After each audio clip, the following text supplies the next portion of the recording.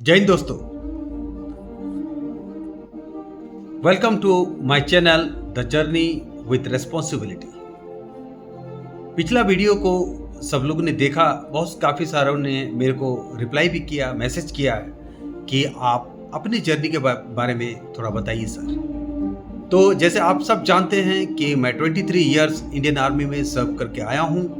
मैं technical background से था, तो मैं अपने बारे में आपको एक समरी बताना चाहूँगा मैं कि मेरा जर्नी 23 इयर्स भारतीय सेना में कैसा रहा।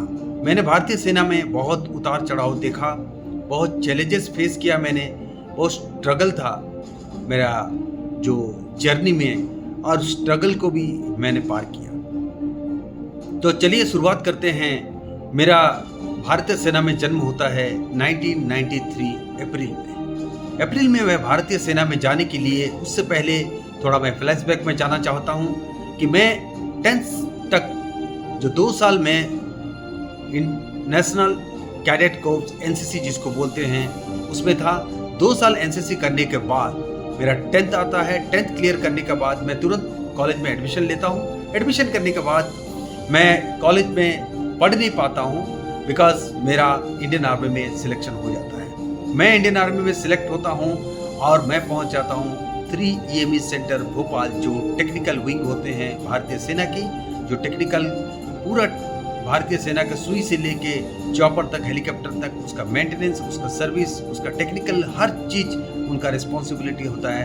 The core of electrical and mechanical engineers उस टाइम हुआ करता था, अभी the electronics and mechanical engineers है। तो मेरा शुरुआत जो होता है 1993 में, और मैं 1993 से अपना जर्नी शुरू करता हूँ भारतीय सेना में as a soldier, technical soldier. उसके बाद मैं धीरे धीरे अपना जर्नी शुरू करता हूँ, और मैंने जो भारतीय सेना में अपॉर्चुनिटी दिया, मेरे को सुयोग दिया, उसको ग्रैब करने के लिए मैं सभी सुयोग को लेने की कोशिश किया, और मैं अपनी जो जर्नी है उसमें चला गया। तो मैं भारतीय सेना में जवान बन के मैं करीबन 10 साल रहा। उसके बाद नॉन कमीशन ऑफिसर जिसको बोलते हैं NCO, वो 2 साल रहा मैं। उसके बाद 3 साल रहा। उसके बाद फिर मैं जूनियर कमीशन ऑफिसर बना। उसके बाद 23 इयर्स ये जर्नी मैंने तय किया 1993 से लेके 2016 तक। हाँ, 1993 से लेके 2016 तक ये जर्नी में मुझे काफ़ी सारे चैलेंजेस आए, लेकिन मेरा जो उस्ताद थे, मेरा जो गुरु थे, मेरा जो सीनियर थे, मेरा जो ऑफिसर्स कमांडिंग थे, मेरा जो कमांडिंग ऑफिसर्स थे, मेरा जो सेक्शन IC थे, उन्होंने मेरे को एक अच्छा गाइड किया कि हम टेक्निकल में कैसे परफेक्ट हो सकते हैं और हम टेक्निकल सपोर्ट कैसे दे सकते हैं इंडियन मिलिट्री को। जो लड़ाकू फौज हमारा भारतीय सेना में, और जो आर्म फोर्सेस हैं, चाहे मिसाइल यूनिट हो, आर्मर्ड यूनिट हो, इन्फेंट्री यूनिट हो, इन सब के लिए हम टेक्निकल सर्विस प्रोवाइड करते हैं, चाहे उनका सुई से लेके उनका जहाज तक। हालांकि हेलीकॉप्टर तक हमारा कोर मेंटेनेंस देखता है, रिपेयर देखता है, लेकिन मेरा इलेक्ट्रिकल बैकग्राउंड से था। मैं ऑटोमोबाइल इलेक्ट्रिकल सिस्टम में था। उसके बाद और बहुत सारे इक्विपमेंट जो मेरे अंडर में आते थे, उसमें मैं अच्छा से काम करने की कोशिश किया। तो इस जर्नी में देखिए, एक चीज मेरे को सीखने के लिए मिला, काम ही आपका, वैसे हमारा कोर का नारा है कर्म ही धर्म। जो आपका कर्म है वो आपका धर्म है। धर्म जो अपने कर्म से, धर्म कभी भी बड़ा नहीं हो सकता। आप जो कर्म कर रहे हो एक मानवता के लिए, एक इंसानियत के लिए, वो बहुत मायने रखता है।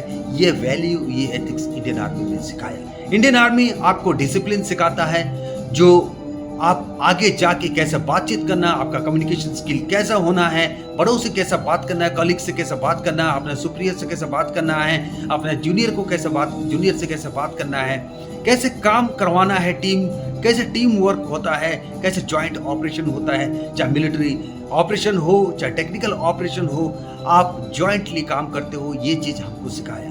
बहुत सारा वैल्यू, एथिक्स मोरल जो हमको सिखाया गया है, आपका जो बेसिक मोरल रिस्पॉन्सिबिलिटी है वो क्या चीज़ है, आप उसे कैसे अपने दिनचर्या में अपने लाइफ में लेके आते हो, ये सिखाया गया है। इस बीच में मैंने 8 साल जम्मू एंड कश्मीर में सर्व किया। मैंने 4 साल नॉर्थ ईस्ट में सर्व किया, जो एक्सट्रीम आपका नॉर्थ ईस्ट होता है। उसके बाद सेंट्रल जो भारत का जो मध्य प्रांत होता है वहाँ भी 4 साल रहा। उसके बाद वेस्टर्न सेक्टर जिसको बोलते हैं राजस्थान, वहाँ भी रहा मैंने, गुजरात में भी रहा मैंने। और करीबन 1 साल के करीब करीब जो मैंने यूनाइटेड नेशंस को दिया मैंने अपना, और भारतीय सेना के लिए टेक्निकल रिप्रेजेंटेटिव तौर पे एक इन्फेंट्री ट्रूप सिखलाई के साथ मैं था, जो सिख लाइट इन्फेंट्री उनके साथ था। उनका टेक्निकल इक्विपमेंट का सर्विसिबिलिटी, रख रखाव और उनका इंस्पेक्शन, हर चीज़ जो टेक्निकल सपोर्ट चाहिए वो मैंने देने की कोशिश किया। इस दौरान काफ़ी सारे मेरे को अवार्ड भी मिला है, और चलिए उसके बारे में बात नहीं करते हैं। तो जीवन का ये जो पहलू था मेरा, 23 इयर्स जो इंडियन आर्मी में जो सर्व किया, मैंने काफ़ी कुछ सीखा। मैं देखता हूँ बच्चों को, बहुत सारे बच्चे ऐसा है जिनको बहुत सारे डिसिप्लिन की ज़रूरत है, जिनको मोटिवेशन की ज़रूरत है, इंस्पिरेशन की ज़रूरत है। वो चीज़ जो मेरा दायरे में रहते हैं, जो मेरे कलीग रहते हैं, जो मेरा जूनियर्स रहते हैं, जो मेरा सबऑर्डिनेट रहते हैं, उनको भी मैं देने की कोशिश करता हूँ, उनको भी मैं सिखाने की कोशिश करता हूँ। जो मैंने सीखा जीवन में, भारतीय सेना जो मुझे दिया है, वो मैं अपने जो सर्किल में जो बंदे लोग हैं उनको भी देने की कोशिश करता हूँ। देखिए, ये आपको कहीं नहीं मिलेगा। ये जो भारतीय सेना जो आपको सिखाता है, ये बाहर कहीं नहीं मिलता दोस्त। ये मिलता है सिर्फ भारतीय सेना में। जो सेना में नौकरी किया है ना, उसका एक अलग रुतबा होता है, उसका एक अलग नज़रिया होता है। समाज को देखने का, अपने काम करने के नज़रिया बहुत डिफरेंट होता है बाकी लोगों से। कोई भी काम वो डेडिकेशन के साथ करते हैं, बहुत मतलब वो उसमें लग जाते हैं। उनको काम करना है, हासिल करना है, गोल तक जाना है, मंजिल तक पहुंचना है, ये हमको सिखाया। इसके बीच में मैंने एक बाढ़ रेस्क्यू किया था 2005 में, जब मैं बड़ौदा में था, डिप्लोमा इन इलेक्ट्रिकल इंजीनियरिंग में था, तब मैंने वो किया था। वो भी एक बहुत बड़ा इंस्पिरेशन स्टोरी है। आप अगर मेरे यूट्यूब वीडियो में जाओगे, यूट्यूब चैनल में जाओगे, तो आप वो वीडियो भी आपको मिल सकता है। तो ये जर्नी मेरे लिए बहुत अहम था। 1993 से लेकर 2016 तक काफ़ी कुछ देखा मैंने, काफ़ी कुछ सीखा। और मैं तकरीबन बहुत पनिशमेंट के तौर पे भारतीय सेना में बहुत पनिशमेंट मिलता है। उस्ताद जो है ना, ट्रेनिंग के दौरान तो आपको मिलता ही मिलता है, ट्रेनिंग के बाद भी अगर आज आप कुछ गलती करते हो उसका भी आपको पनिशमेंट मिलता ही मिलता है। मैं ट्रेनिंग के बाद मुझे कभी ऐसा मुझे नहीं लगता है कि मुझे कभी किसी ने डांटा हो, किसी ने कुछ बोला हो। हाँ, 1-2 बार कहीं चूक हो गया, उसके लिए मेरे को डांट पड़ी हो, लेकिन हमेशा एप्रिसिएशन मिला मेरे को। वो मेरे लिए एक मोटिवेशन था, वो मेरे लिए एक इंस्पिरेशन था। मैं उसको अपना ढाल बनाता था, मैं उसको हथियार बांध के मैं अपने साथ कैरी करके चलता था, जिससे कि मुझे आगे जाके और मोटिवेशन मिलता है और काम करने की इच्छा होता है। मैं काम को मैंने कभी जो फटीक होता है ना, टायर्डनेस, थकावट, मैं ट्रेनिंग के बाद कभी मुझे ऐसा मिला नहीं। हालांकि ट्रेनिंग के बाद भी बहुत सारे ट्रेनिंग होते हैं, जैसे फिजिकल ट्रेनिंग होता है, क्वार्टरली BPET होता है, बैटल फिजिकल एफिशिएंसी टेस्ट। भाई साहब, उसके नाम से मैं बोलता हूँ वो इतना खतरनाक होता है, उसकी भी तैयारी करते हैं। आप जितना अच्छे से तैयारी करोगे वो आपके लिए इतना स्मूथ बन जाता है। मैंने कभी भी वो ग्रीन झंडा, रेड झंडा, येलो झंडा मैंने देखा नहीं। 23 साल मैंने भारतीय सेना में रहा, हमेशा नीला झंडा देखा कि नीला झंडा एक्सीलेंट का होता है। जो मेरा टाइम स्लैब था 25 मिनट 27 मिनट, उसमें मैं 100% आ जाता था। और वो मैंने बैटल फिजिकल एफिशिएंसी टेस्ट में कभी भी मैंने पीछे नहीं हटा। तो वो मेरे लिए फिजिकल फिटनेस होना, ये भारतीय सेना में एक बेसिक क्वालिटी है। अगर फिजिकल फिटनेस आपका नहीं है, मेडिकल फिटनेस आप नहीं हो, तो आप किसी भी सिचुएशन को आप हैंडल करना, मतलब फिजिकल सिचुएशन की बात कर रहा हूँ, जो आपको बहुत सारा ऐसा मिलेगा। क्यों भारतीय सेना हमेशा, देखो, उसको सबसे बड़ा चैलेंजेस है भारतीय सेना के लिए, वो है उसका वेदर कंडीशन। सबसे पहले वेदर जो इसका बड़ा दुश्मन है उससे उसको लड़ना पड़ता है, बाद में दुश्मन के साथ लड़ना पड़ता है। ये मैंने भारतीय सेना में देखा। एक्सट्रीम ठंडा, आप राजस्थान में चले जाओगे एक्सट्रीम गर्मी, आप नॉर्थ ईस्ट में चले जाओगे एक्सट्रीम बारिश जो आपको परेशान कर देंगे, कीचड़, ह्यूमिडिटी, आपका पसीना सूखेगा ना, आप इरिटेट हो जाओगे। ऐसा सिचुएशन में आपको 3-3 साल 4-4 साल का जो पोस्टिंग होता है उस सिचुएशन में आपको काम करना पड़ता है। हालांकि मैं टेक्निकल विंग में था, जो मिलिट्री एक्टिविटी से हम लोग इन्वॉल्व नहीं थे, लेकिन हमारा एक नारा था, सबसे पहले सोल्जर बाद में टेक्नीशियन। इसको हम हमेशा फॉलो करते हैं। सोल्जर, अगर एक बार आप सोल्जर बोल देते हो तो सोल्जर के अंदर बहुत सारे क्राइटेरिया होता है, उसको आपको मीट करना पड़ता है। वो हमको सिखाया गया, उसको हमने जिया है। तो ये मेरा 23 इयर्स का जर्नी बहुत उतार चढ़ा रहा।